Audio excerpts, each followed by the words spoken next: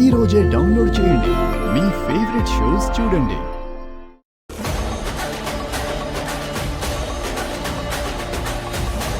ఇందులో ఏముందో ఒకసారి చూడండి.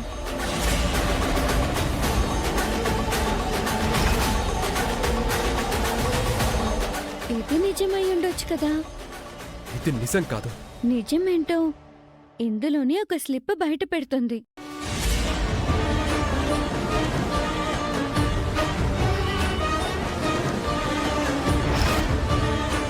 తీయండి, నిజమేంటో మీకే తెలుస్తుంది.